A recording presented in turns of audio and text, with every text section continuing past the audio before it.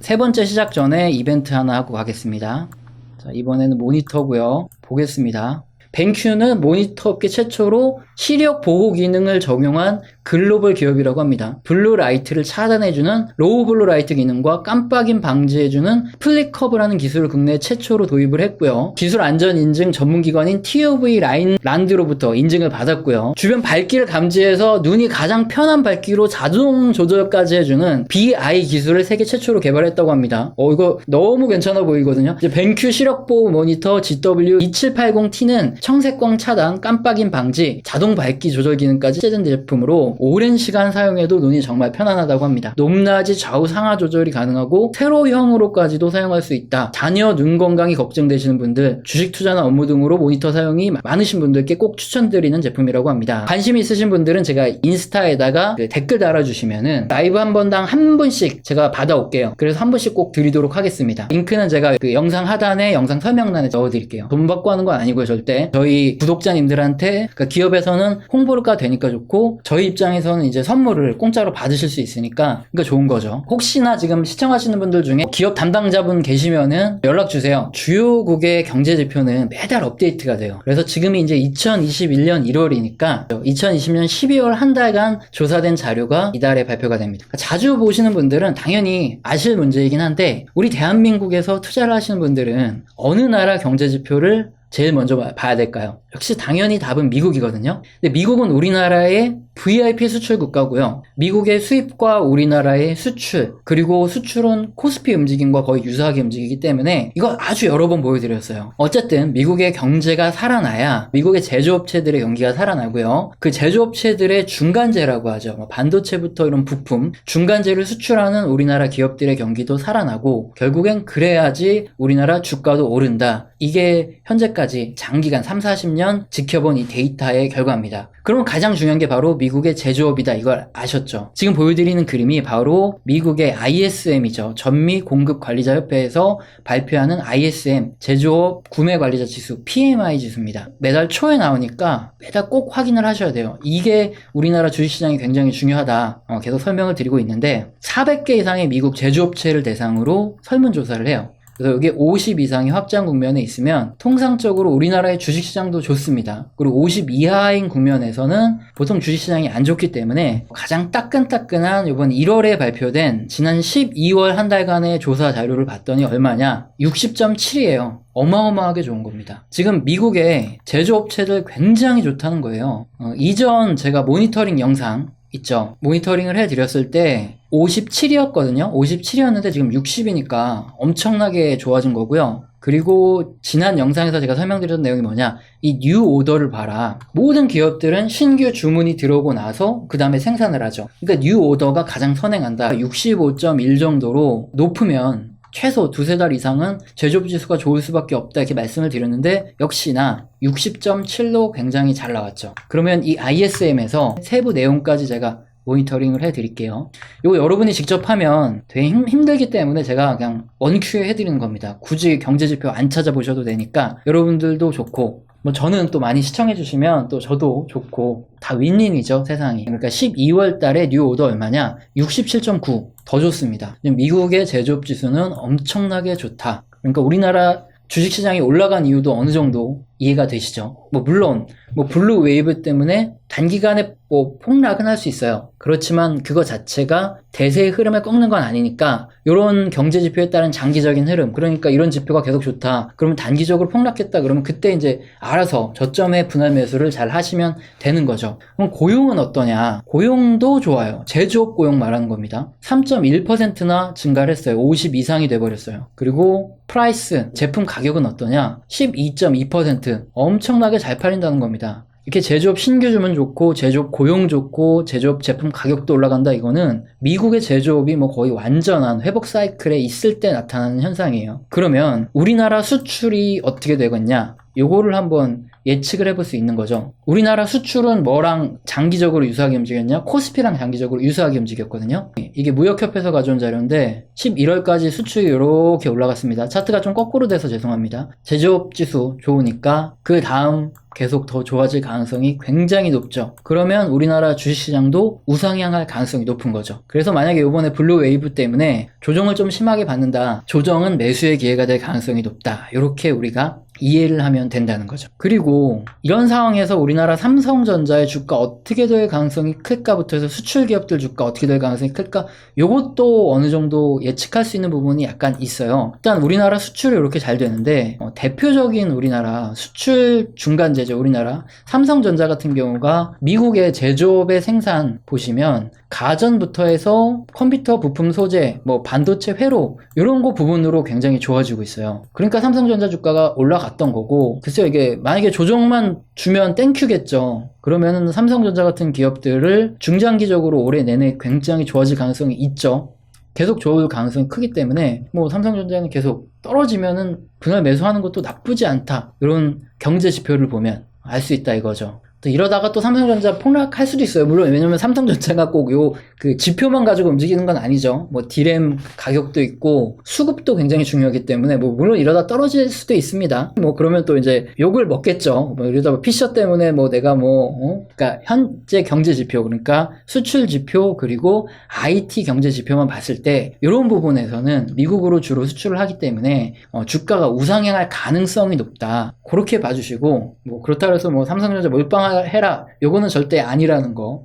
댓글로 막 욕하시고 그러면 제가 또 마음이 많이 울기 때문에 참고하셔라. 이게 가장 중요한 거고요. 자영업자들 다 죽어나가고 있는데 제조업 지수가 이렇게 좋고 주가가 날아가는 이유가 바로 여기에 있습니다. 그리고 우리나라 주식시장이 좋은 이유, 실제 우리 자영업자분들은 굉장히 힘들죠. 그럼에도 불구하고 주식시장이 날아가는 이유가 바로 이거죠. 어쨌든 이런 기업들의 지분을 거래하는 곳이 주식시장이기 때문이죠. 자, 그런데 우리들은 일단 또 투자를 하는 사람들이죠. 그렇기 때문에 지금 당장 현실보다는 일단 미래를 봐야 되겠죠. 그러면 앞으로 혹시 미국의 제조업이 이렇게 호황인데 소비가 꺾여 내려가면은 지금 ISM 제조업 지수가 이렇게 꼭지점인데 이렇게 꺾여 내려가는 지금 지점일 수도 있다는 거죠. 그렇기 때문에 우리는 미래를 봐야 되는데, 그러면은 지금부터 어떻게 될까? 미래에 대한 예측적인 부분으로 한번 들어가 보겠습니다. 소비가 일단은 꺾이면 제조업이 꺾이는데 소비는 어디서부터 출발을 할까요?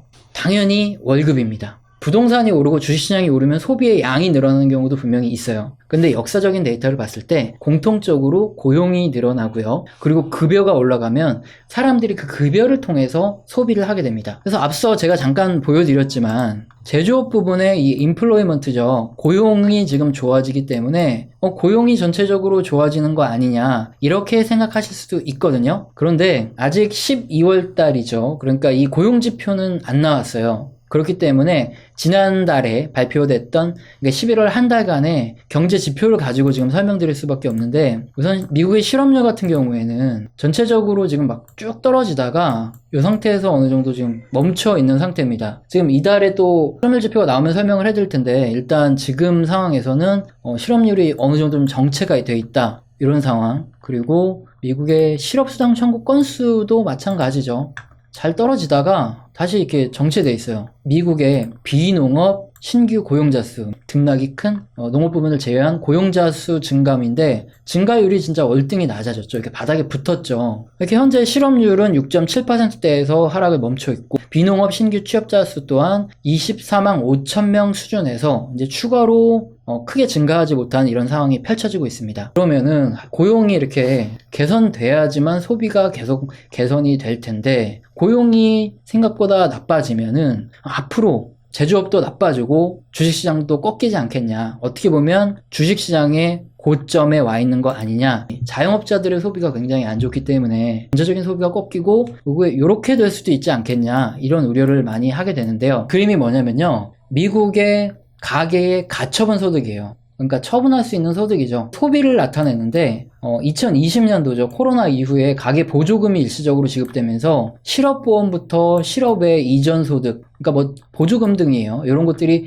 많이 들어오면서 이렇게 돈이 많아서 소비가 많이 늘었다가 지금 최근에 점점 이렇게 줄어들었다 이거거든요. 이런 지표를 보면은 굉장히 우려가 될 수밖에 없는 상황이거든요. 그래서 괜히 걱정을 좀 하실 수도 있는데, 솔직히 저도 이전 영상들에서 설명드린 거 보면 분명 이게 조정이 올 수 있는 사유가 될 수는 있어요. 그런데 아시겠지만 지금 일단은 블루 웨이브가 거의 확정이 되었기 때문에 돈도 얼마가 풀릴지 모르죠. 그런 상황에서 돈이 계속 풀려나간다는 게 이게 꼭 조정이 온다고 볼 수 없는 이유입니다. 최근에 뉴스죠. 이제 9천억 달러에 대해서 경기부양안을 잠정 합의를 했죠. 뭐 공화당에서 5천억 달러만 한다 뭐 이러더니 계속 돈 풀어요. 지금 일단은 블루 웨이브 됐으니까 1.1조 달러, 4조 달러까지도 찍어낼 수 있다 이런 얘기가 지금 나오고 있어요. 그러니까 돈이 지금 미친 듯이 계속 풀린다는 거예요. 지금 떨어지고 있던 가처분 소득이 지금 다시 이렇게 유지가 될 수 있다는 거죠. 계속 이렇게 돈이 풀려가 나가서 시간을 계속 벌어준다는 거죠. 그래서 우리가 알아야 될 게 뭐냐. 지금 요번에 통과한 세부 안건이 있거든요. 과연 돈이 얼마나 풀릴지 제가 한번 설명을 드려볼게요. 여기 보시면은 PUA라는 게 있어요. 이게 뭐냐면은 그 정규적인 실업수당을 못 받거나 아니면은 실업 지원이 끝난 이런 사람들에게 39주 동안이나 지급을 해주겠다. 이게 바로 PUA인데 이게 지금 연장이 됐고 앞으로도 계속 유지될 가능성이 크다는 거죠. 블루 웨이브 때문에. 돈을 못 받는 사람까지도 계속 돈을 주니까 가처분 소득은 또 올라가겠죠.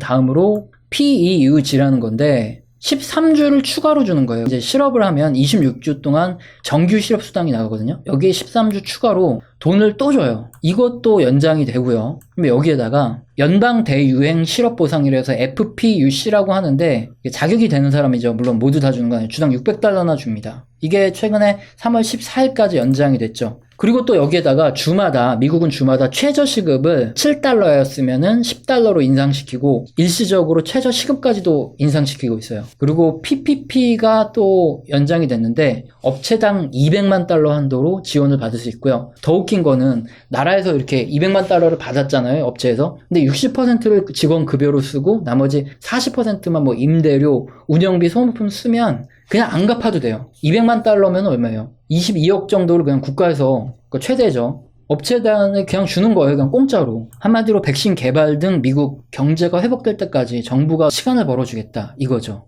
또 민주당은 MMT라 그래서 모던 모네터리 시오리라 그러죠. 선진국은 기술통화국가들은 돈을 마음대로 풀어도 된다. 이런 성향까지 지금 갖고 있죠. 그렇기 때문에 소비가 급작스럽게 위축될 가능성은 생각보다 높지 않다는 거죠. 가처분 소득이 감소할라 치면은 얘들이 돈을 풀고 해서 뭐 이렇게 올라갈 가능성이 굉장히 높다는 거예요. 한 해 또. 그런 상황에 그 PCE 개인 소비 지출 측정치라 그래서 이게 미국의 자영업자를 포함한 개인 소비가 어떻게 되냐 이건데 자영업자들이 다 죽어나가니까 이전 수준을 회복을 못하고 있거든요. PCE 개인 소비 지출 측정치가. 근데 미국 연준은 이게 정상 경로로 이렇게 올라올 때까지 기준금리를 올리지 않겠다는 거예요. 딱 보십시오. 정상적인 상황에서 이렇게 미국 제조업 지수 이렇게 좋잖아요. 그러면은 미 연준이 기준금리를 인상을 해야 돼요. 근데 지금 미 연준이 기준금리를 개인 소비 지출이 여기까지 이렇게 올라올 때까지 금리를 안 올리겠다는 거예요. 그러면 우리는 초인플레이션, 그러니까 원래는 금리를 올려야 되는데 안 올리고 있기 때문에 잘못하면 초인플레이션 상황까지 우려해야 될지도 모른다는 거예요. 그러면 주식시장부터 해가지고 실물 자산시장 크게 올라갈 수 있는 초인플레이션에도 대응을 해야 된다. 이게 지금 핵심이 되겠습니다. 나무아미타블님, 미국 주식이 답인가요? 미국이 돈을 달러로 엄청나게 푸는 상황이면 근린 궁핍화 정책이라고 그러죠.